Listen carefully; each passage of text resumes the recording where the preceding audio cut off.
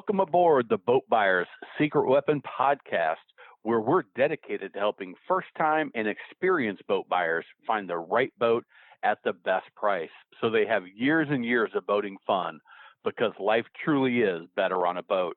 Today's podcast is sponsored by the Boat Buyers Secret Weapon YouTube channel. Don't pay too much for your next boat. Just visit boatbuyerssecretweapon.com/save to watch a short video. Now, let's hop aboard and have some fun. Welcome to the Boat Buyer's Secret Weapon.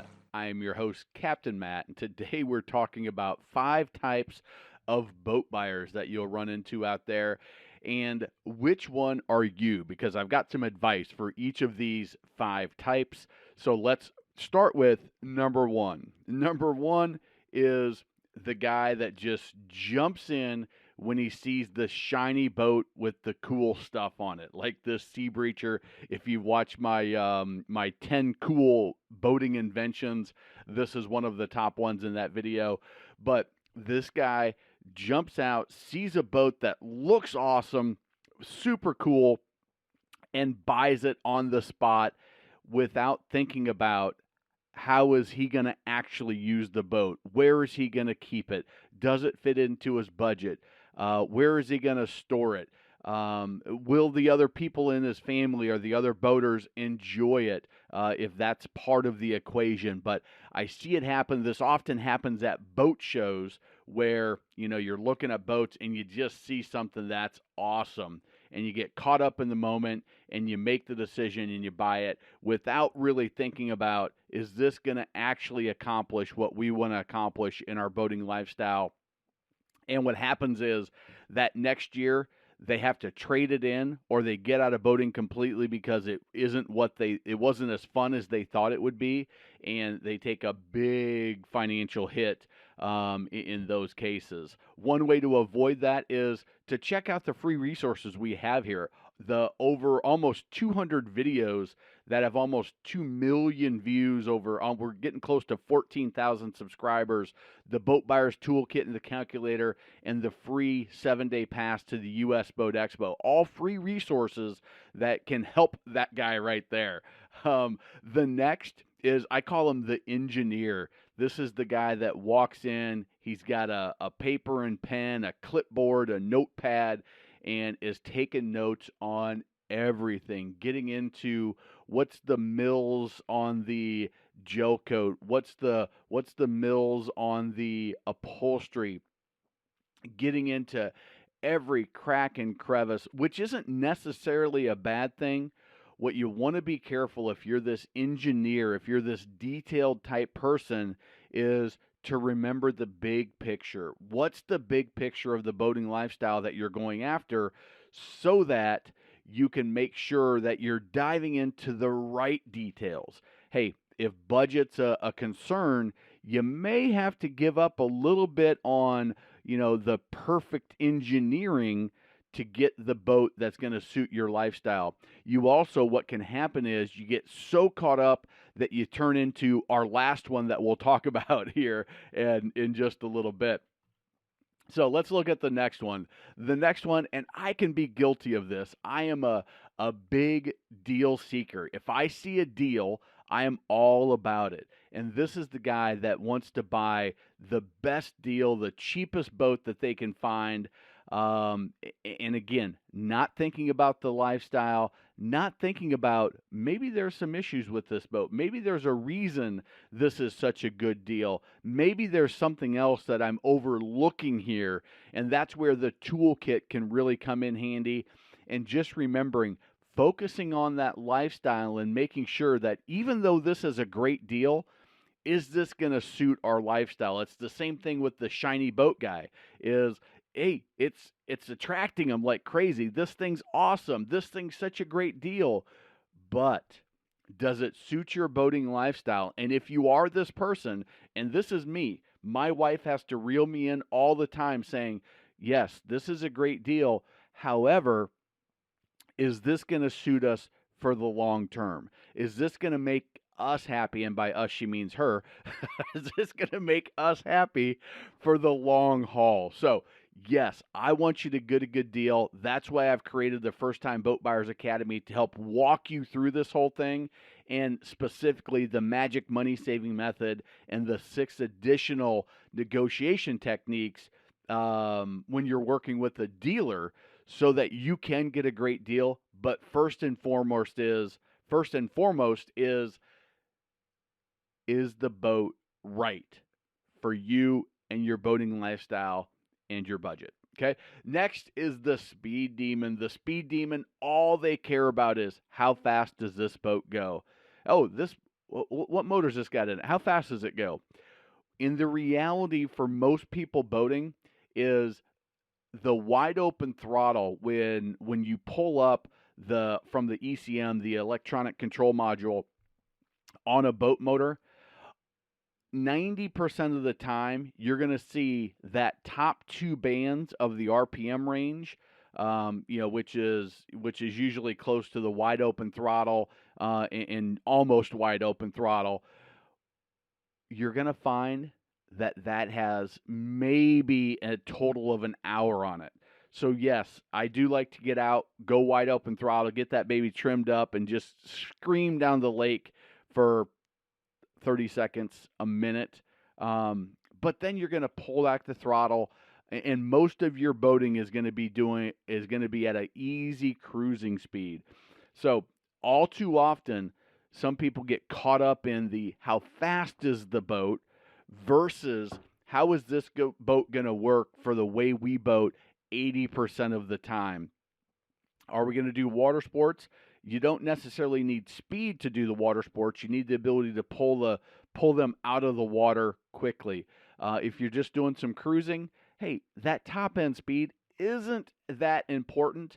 And also, getting the fast boat a lot of times doesn't match up with the boating lifestyle. So if you've got that need for speed, I don't have it. My brother's got it, and his boat does 60 miles an hour, almost 65, which is screaming on the water. It's not this pontoon. The record was, I think it wasn't this guy, but at the Ozark Shootout where I got this picture from, the Lake of the Ozarks Shootout, which is, if you're on the Ozarks, it is an awesome event. All the boats line up. It's a ton of fun. You go check that out, but especially if you've got the need for speed.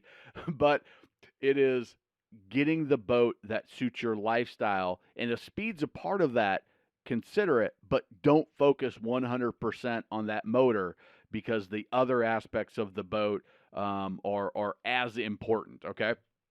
The next is the guy that's just all about the gadgets and the electronics. They just get enamored with all of the latest and greatest stuff. Now, if you've watched some of my other videos, one of the mistakes that I believe people make is they buy the first generation of a new technology. In boating, because the numbers are so small of the boats produced, 300,000 new boats were produced in 2020. 300,000. Compare that to 16.4 million light cars and trucks. I mean, the difference is tremendous. And when they come out with the new technology in boating, there may only be 20, 100 of these built and in production in that first year. And those are the people that are working out the kinks. Those are the boats that are going back for warranty and dealing with the manufacturer. Now, not all the time. Some technology, everything's perfect. But most of the time on new technology, I remember the dealership I worked for had the very first Axius Mercruiser drive system that was ever built in production. It's the boat that they tested it on for the manufacturer I was selling for, and that boat came back multiple times because guess what? That technology the kinks weren't worked out yet, and this customer bought a almost $400,000 boat and had to be the one to deal with all of that, going back to the factory, having a factory tech come in on his boat to diagnose some of the issues that were out there. So if you're a tech guy, if you're the electronics guy, if you're the gadget guy, make sure that you're getting a proven gadget, a proven technology, and make sure you test that thing out. Make sure the salespeople that you're working with know exactly what's going on. Make sure that the dealer, it's typically going to be a new boat buyer, but the dealer is going to be there to support you. They've got an outstanding relationship with the manufacturer, and that manufacturer is stable, reliable, and going to be there over the next 2, 3, 4, 5 years as you have things come up, bugs, glitches, malfunctions with this technology. So for this person, get what you want and research it, but also dive deep into the relationship and who's going to support you when all is said and done. Next, we have this is the Perpetual Shopper. This can be the engineer. This is the engineer can often be this guy, but this is also the guy that just can't make the decision and says, I can't justify buying a boat, the price of a boat, 20,000, 50,000, 100,000, a million. I just can't justify for something that I'm going to use 4 months out of the year, 6 months out of the year, 20 times a year, whatever that number is. Listen, if you are financially capable of buying the boat and it's not going to put you in dire straits, and you think boating could be a value to your lifestyle, the relaxation, relationships with the family, getting out into nature, just the mental health of it all, the fun, the exercise, the memories. If you've got kids, that man, not much better way to spend the time. Make sure you follow everything that you find on this channel. There's almost 200 videos to help make sure you don't make a mistake. That's usually the biggest concern of this person is I don't want to make a mistake financially. I don't want to be ridiculed by my friends that say that's dumb. There's only 4 months in the boating season in Nebraska where I grew up and boated from the time I was 5 years old to now. It doesn't make any sense. We're in Canada. Man, our barely can get out on Memorial Day, and we got to start thinking winterization on Labor Day. Here's the thing. Get involved in boating if it fits financially. Follow the advice at the U.S. Boat Expo. There's a free 7-day pass. Over 20 industry experts will give you advice. The Boat Buyer's Toolkit is designed to help make sure you don't make a mistake. The calculator, the cost of ownership calculator, helps you ensure that you know you're making a smart financial decision because you know all of the aspects and how it fits in. If you really are concerned, you can attend the First Time Boat Buyers Academy at usboatexpo.com/academy, which is a paid program to really help make sure you find the right boat at the best price and you can buy it with 100% confidence. If you're this person, you've got to get over the financial. You're never going to be able to buy a boat based on it's a good financial investment because it's not a financial investment. It's an investment in your family, in your relationship, in your hobbies, in your free time. Listen, even sitting on the couch watching Netflix costs money. You got to buy the couch. You've got to pay for $100 a month for your internet, your Netflix account, your Hulu, your cable, whatever it is. Nothing is free, but there's not a whole lot better than getting out on a boat. So do your due diligence. Make sure that you find the right boat. Make sure that you negotiate to the best of your ability to get the lowest possible price on that boat, and then make the decision. Pull the trigger and just do it. I had a client of mine, almost a client of mine, that for 4 years, him and his family came in. Finally, I said, his name was Matt. I said, listen, Matt, your son is going to be off to college in 2 years. And once he's off to college in 2 years, the time that you're going to have to spend with him goes from every single day to who knows how often you're going to see him. Your daughter's not very far behind. Do you want to buy the boat or not? Is it important? Are you serious about getting a boat? I am. Got a deposit on a boat. He was an accountant, kind of the engineer, that analytical person. deposit on the boat. The wife loved it. The kids loved it. Easily fit into their budget. They were paying cash. It wasn't a financial thing. And they backed out of that transaction, and they never got into boating. And they missed it. It felt like a failure to me because they missed out on the fun and enjoyment. So if that's you, just make the decision, make sure all those other pieces are in place, and you'll do great, and you'll be happy with the decision. Let's pull up the anchor and run this podcast back to the dock. We'll be back again with another helpful and fun episode next time. If you'd like to be a guest on the podcast, visit boatbuyerssecretweapon.com/guest, and I'll help offer insights into your boat research and shopping experience. Also, we'd appreciate it if you took just 2 minutes to rate and review this podcast on Apple, Spotify, or wherever you get your podcast.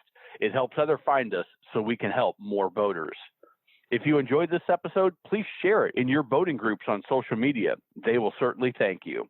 And by the way, if you haven't already, grab your free Boat Buyers Secret Weapon Toolkit at boatbuyerssecretweapon.com/toolkit. And so you don't pay too much for your next boat, visit boatbuyerssecretweapon.com/save for a short video. Now, before we go, I want to leave you with a few first-time boating tips for when you own your new boat. Number 1, know your local boating laws, basic navigation rules, and how to operate your boat safely. It'll make boating even more fun for everyone. 2, be aware of your wake at all times and pay attention to no wake zones because you are responsible for your wake. When maneuvering at slow speeds, you can put out an enormous wake. If going slow, be courteous, save some fuel, and drop down to idle speed, just in forward gear to ensure there is no wake. This could save you an expensive ticket and will keep you from being that guy on your waterway. Number 3, boats do not have headlights. They have docking lights, specifically made for seeing in tight quarters and docking. Do not turn your docking lights on while cruising down the water. It can blind other boaters and is very dangerous, and again, could save you an expensive ticket. Number 4, follow the maintenance schedule for your boat. Change the oil, impeller, gear lube, winterize if you need to winterize in your area. Inspect your trailer tires, bearings, and grease the hubs if you're a trailer boater to ensure you don't experience expensive and unnecessary repairs that will impact your boating time. Number 5, always double check your plug is in, your battery is charged, and the fuel is full before heading out for a day on the water. It could just save your boating day. And if you're a trailer boater, I've got a few extra tips. Number 1, at the boat ramp, prepare your boat, your gear, and your guests in the staging area.